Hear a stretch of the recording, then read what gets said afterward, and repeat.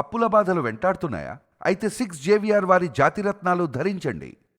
Hi, welcome to మన TV. నేను మీ మనోజ్. ఈ వీడియో అబ్బాయిల కోసం మాత్రమే. ఎందుకు మాట్లాడుతున్నా కూడా శేఖర్ అన్న మాట్లాడిన తర్వాత మీకు అర్థం అవుద్ది. సో ఇప్పటిదాకా ఒక మహిళకి ఏమైనా ఇబ్బంది అయితే వెళ్ళి మహిళా కమిషన్కి, పోలీసులకి చెప్తారు. సో మ్యాక్స్ టు మ్యాక్స్ చట్టాలైనా ఇంకేమైనా అధికారులైనా వాళ్ళు మహిళలకు మాత్రమే ఫేవర్గా ఉంటారు. సో ఇలాంటి నేపథ్యంలో ఒక పురుషుడు ఏదైనా చెప్పుకోవాలి, తను బాధపడుతున్నాడు ఫ్యామిలీ పరంగా అనుకోండి, ఎన్హెచ్ఆర్సీలో ఇంకోళ్ళు ఇన్వాల్వ్ అవుతారు ఊళ్ళో పెద్దలు.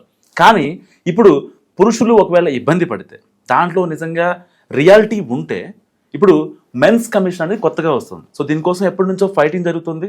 సో రాష్ట్రానికి సంబంధించిన ఎవరైతే పురుషుల హక్కుల గురించి మాట్లాడుతున్నారో వాళ్ళంతా రీసెంట్గా ఢిల్లీలో కలిశారు. దాంట్లో ఆర్జే శేఖర్ భాష కూడా ఉన్నాడు.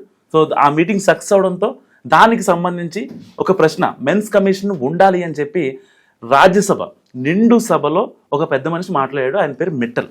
సో అసలు ఏం జరిగింది, మరి ఆ ఢిల్లీ డిస్కషన్లో ఏం జరిగింది, రాజ్యసభలో ఏం జరిగింది, దాని తర్వాత మెన్స్ కమిషన్ ఎన్ని రోజుల్లో ఏర్పాటు అవబోతుంది, మొత్తం క్లియర్గా మాట్లాడదాం శేఖర్ భాష అంతా. నమస్కారం అన్న. నమస్తే. ఫైనల్గా మీరు అనుకుని సాధించారు. ఎన్నాళ్ళు వేచిన ఉదయం ఈనాడే ఎదురైంది. చాలా మందికి తెలియదు ఇది నిజంగా వైరల్ గా వెళ్లాల్సిన విషయం. యాక్చువల్గా లాస్ట్ టైం మీరు ఈ మాట అన్న తర్వాత మనం ఒక వీడియో కూడా చేసాం. మనం ఢిల్లీ వెళ్తున్నాం అని చెప్పి. సో మీరు చెప్పిన తర్వాత నేను ఒకరితో డిస్కస్ చేశాను అనమాట. ఇజ్ ఇట్ పాసిబుల్ అంట. ఇంపాసిబుల్ అన్నారు అక్కడ. మీకు తెలుసలేదు, బిగ్ టీవీ డిస్కషన్ లో ఒక టైంలో నేను కరాటే కళ్యాణ్ గారు ఇద్దరు ఆపోజిట్ దీంట్లో మాట్లాడుతున్నప్పుడు ఇలాంటి మగవాళ్ళందరి మహిళా కమిషన్ ఉంది, మీలాంటి వాళ్ళందరినీ ఇది చేస్తుందంటే ఇలాంటి వాళ్ళని ఎదుర్కోవడానికి ఏదో రోజు పురుషుల కమిషన్ తీసుకొస్తాం, పురుషుల కమిషన్ రావాలి అని చెప్పి నేను ఆ రోజు అన్నప్పుడు అక్కడ ఉన్న యాంకర్ పురుషుల కమిషన్ నిజంగా సాధ్యం అవుతుందా అని చెప్పి అక్కడ చాలా మంది మాట్లాడినప్పుడు ఖచ్చితంగా అవుతుంది అని చెప్పి అప్పటి నుంచి కాదు ముందు నుంచి జరుగుతుంది. బట్ ఆ రోజున సభాముఖంగా వచ్చిన డిస్కషన్ అది. ఐ మీన్ మీడియా పరంగా ఫస్ట్ టైం ఛాలెంజ్ అనమాట. కరాటే కళ్యాణ్ గారితో అక్కడ మగాళ్ళ కమిషన్ వస్తుంది, మీరు చూస్తారని చెప్పి నేను గట్టిగా ఘంటాపదంగా అక్కడ ఛాలెంజ్ చేశాను. కట్ చేస్తే కొన్నాళ్ళ తర్వాత సరే మనం ఫైట్ చేస్తున్నాం, మగాళ్ళ కమిషన్ వాళ్ళని మీడియాలో గట్టిగా వినిపిస్తున్నాం. బట్ మీడియాలో వినిపించడం వల్ల ఇక్కడ స్టేట్ వరకు వెళ్తుంది, నేషనల్ వైడ్ వెళ్ళాలంటే ఢిల్లీ వెళ్ళాలి, ఢిల్లీలో చేయాలని చెప్పి April 19th జంతర్ మంతర్లో నేను ఇంకా దాదాపు ఆంధ్ర నుంచి, తెలంగాణ నుంచి, తమిళనాడు నుంచి అక్రాస్ ద కంట్రీ రకరకాల ఆర్గనైజేషన్స్, NGOs అని కలిపి 2,000 మంది అక్కడికి వెళ్ళి జంతర్ మంతర్ ఢిల్లీ నడిబొడ్డులో గట్టిగా నినాదాలు చేస్తూ నేను ఒక ప్రసంగం కూడా చేశాను అక్కడ. నిజంగా చెప్తున్నాను కదా, మగాడిగా మన భారతదేశంలో, అది కూడా ఒక హిందూగా బతకాలి అంటే చాలా దారుణమైన కుక్క బతుకుతున్నారు. మీరు కనుక ఈ చట్టాలు మార్చకపోతే, మగాడి కోసం పురుషుల కమిషన్ తీసుకురాకపోతే మా దగ్గర ఉన్నది ఒకటే ఒక సొల్యూషన్, ఎయిదర్ మతాన్ని మార్చుకోవడం లేకపోతే దేశాన్ని మార్చుకోవడం.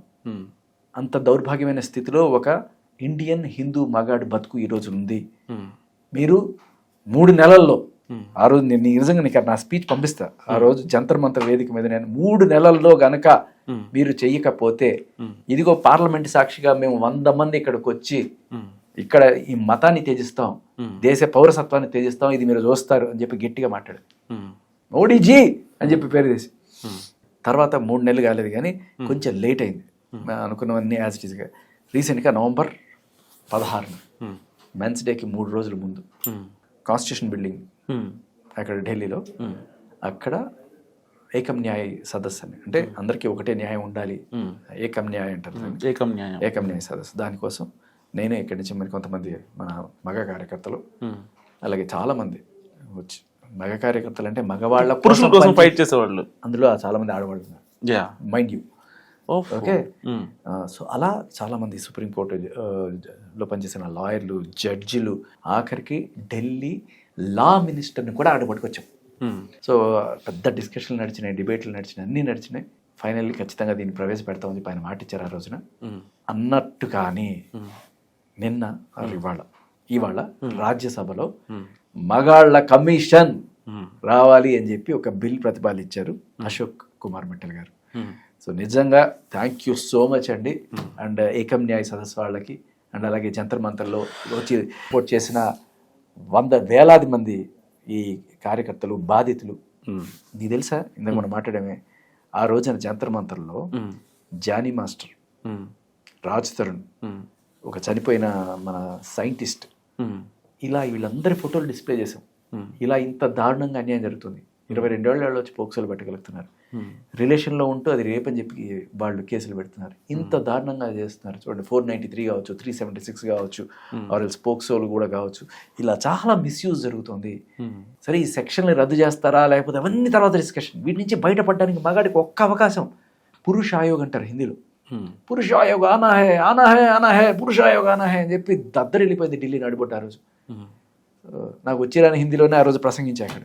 బట్ పాయింట్ అయితే రీచ్ అయింది. మీరు కనుక చెయ్యకపోతే ఆ రోజు అంబేద్కర్తో పాటు లక్షల మంది వచ్చి ఒకటేసారి మతం మారిపోయి బుద్ధిజం స్వీకరించినట్టుగా ఇలా ఇవాళ ఎవరైతే మేము హిందూ మత పరిరక్షకులుగా చెప్పుకుంటూ హిందూ మతం కోసం అని చెప్పి చెప్తున్న సోకాల్డ్ పెద్దలు ఉన్నారో వాళ్ళందరికీ కూడా ఇది చెంపపెట్టుగా ఉంటుంది. ఖచ్చితంగా ఒక 100 మంది వచ్చి మతం మారుతాం మీ ముందు, అప్పుడు మీకు తెలుస్తుంది మా కష్టం ఏంటో, అప్పటికైనా మీరు స్పందించి మారుతారు అని చెప్పి ఆ రోజు మేము తీసుకున్న ఒక డిసిషన్. అందరూ చాలామంది చెప్పారు ఇది రావాలి అది రావాలి. అయ్యా నేను చెప్పా, ఇంకొక 100 మంది అతుల్ సుభాష్లు చచ్చిపోయినా, ఇంకొక 1000 మంది లాంటి సైంటిస్టులు చచ్చిపోయినా రాదు. మీరు వస్తున్నారు అనుకుంటున్నారా? ఎందుకంటే మగాడు చచ్చినా దారిలో ఒక కుక్క చచ్చినా అంతే సమానం. వీళ్ళకి రావాలి అంటే ఒకటి ఓటు పడుతుంది, ఓటు పోతుంది అనే ఒక భయం రావాలి. లేదు ఇప్పుడు ఏదైతే హిందుత్వం అంటున్నారో ఆ హిందువులకే ఇంత కష్టంగా ఉంటే నువ్వు చేసేది ఏంటి? హిందూ మతం నుంచే వెళ్ళిపోదాం అనుకునే స్టేజ్కి నువ్వు ఈ చట్టాలను తీసుకొచ్చావు అనే విషయం చెప్తూ వాళ్ళకి ఒక నిరసన చేద్దామని ఆ రోజు నేను ప్రతిపాదించాను. ఏప్రిల్ 19 జంతర్ మంతర్ ఢిల్లీ వేదిక.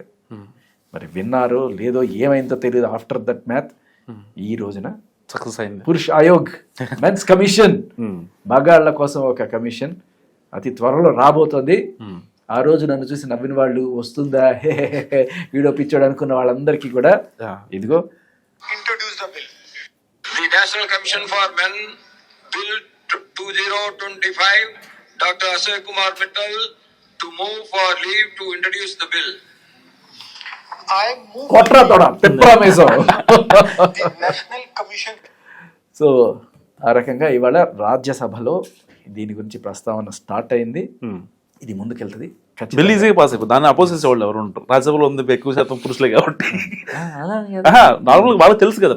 పెద్దోళ్ళు అంటే వాళ్ళకి బోల్డ్ ఎక్స్పీరియన్స్. ఎంతమంది ఎన్ని కేసులు చూస్తున్నారు రోజు లేస్తే భర్తను చంపిన భార్య ఎన్ని కేసులు మొదలవట్లేదు.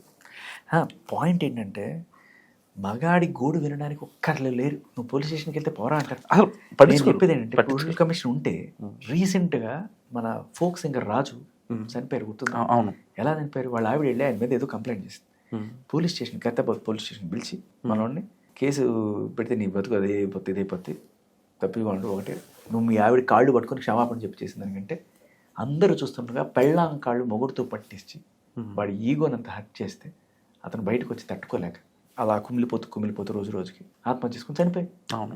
నిజానికి ఆవిడ పెట్టిన బాధలు ఏంటో ఇదే. ఒక ఆడది చచ్చిపోతే మగాడిని తీసుకెళ్ళి లోపలేస్తారు కదా, ఆత్మహత్య చేసుకుని చచ్చిపోతే. మొగుడే కదా ఫస్ట్ అక్యూజ్డ్. మరి అతుల్ సుభాష్ చచ్చిపోతే ఇంకా ఆవిడ ఎక్కడో హ్యాపీగా బతుకుతుంది. కనీసం ఆవిడ మీద ఎఫ్ఐఆర్ అయిందో లేదో కూడా తెలియదు. అలాగే ఈవిడ మీద ఏం కేసు అయింది? ఏమీ లేదు. హ్యాపీగా బతికేస్తుంటారు లైఫ్. కానీ ఏమి కేసులో అదే రివర్స్లో జరిగితే మగాడిని పాటికి లోపల. అంతెందుకయ్యా, రీసెంట్గా ఒక సింగర్ ఆవిడ ఆత్మహత్య చేసుకునే ప్రయత్నం చేస్తే వాళ్ళ భర్త ఎక్కడో కేరళ నుంచి ఫోన్ చేసి ఇక్కడ పోలీసులు అలర్ట్ చేస్తే వాళ్ళు వచ్చి ఆవిడని సేవ్ చేసి ఆ నెక్స్ట్ రోజు ఈయన లోపలేస్తారు మొగుడైన పాపానికి. మగాడు తన గోడు చెప్పుకోవడానికి ఒక్క సంస్థ ఉంటే కనీసం ఈ ఆత్మహత్యలైనా ఆగుతాయి. ఎగ్జాక్ట్లీ అనేదే మెయిన్ ప్రధాన ఉద్దేశం. ఇది స్టార్టింగ్ పాయింటే, ఇంకన్నీ మారుతాయి. థ్యాంక్ యూ అన్న. సో ఇది మెన్స్ కమిషన్ గురించి మీరేమనుకుంటున్నారో మస్తుగా కామెంట్ చేయండి. చూస్తున్నాండి మనం టీవీ.